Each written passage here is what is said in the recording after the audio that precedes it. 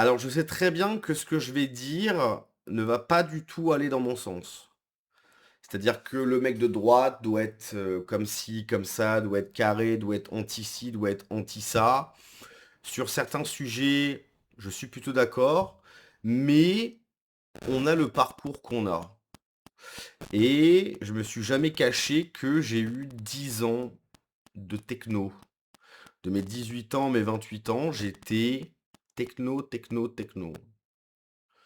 C'est-à-dire que j'ai fait tous les clubs possibles, que ce soit en France, à Berlin, etc. J'ai fait des festivals, j'ai fait le Technival, ce qu'on voit une fois par an, où c'est le rassemblement de tous les teufeurs, etc.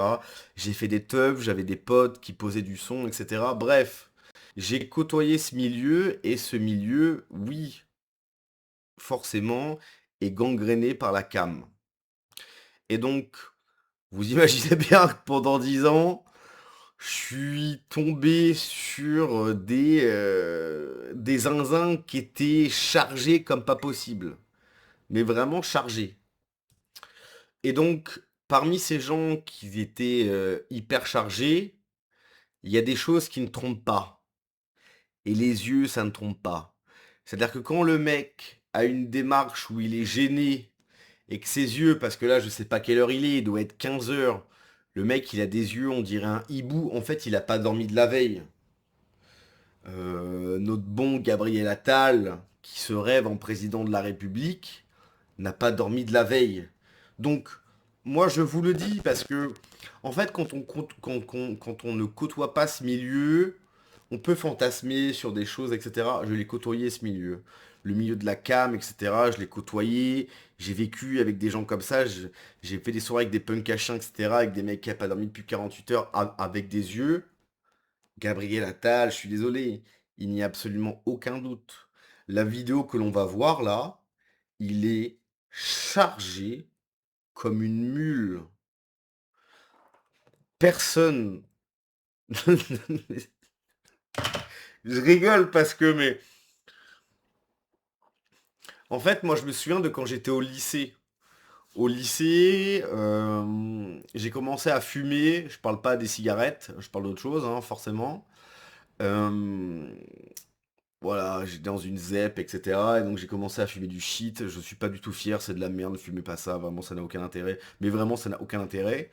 Moi je me souviens de cette sensation où à la pause du matin, donc je faisais 9h, 10h, 10h, 10h15, c'était la pause, je fumais un joint.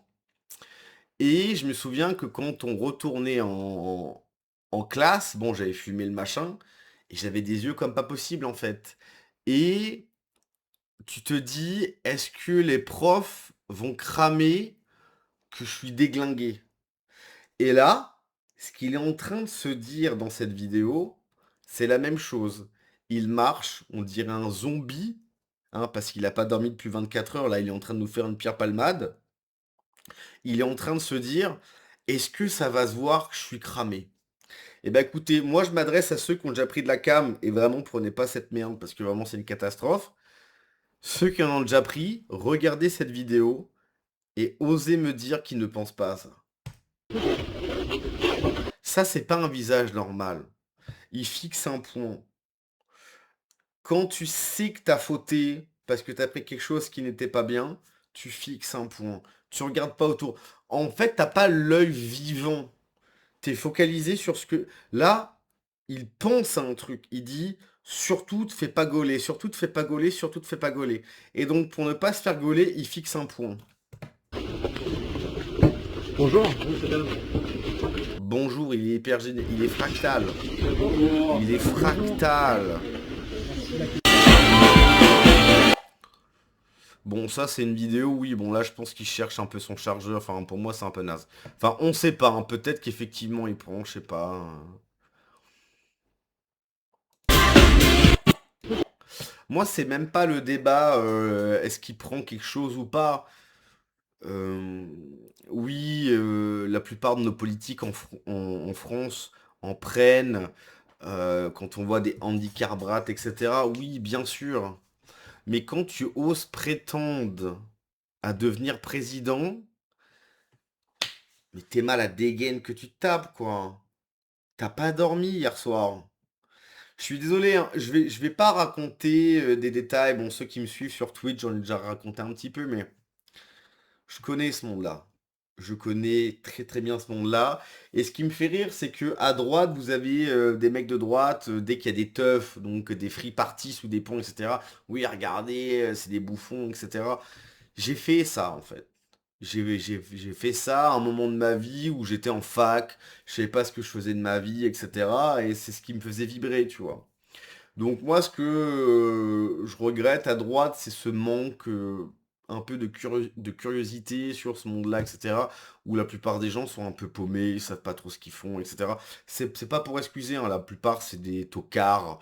Là maintenant, ils mettent des drapeaux de la Palestine en teuf, etc. Enfin, ça n'a absolument aucun rapport.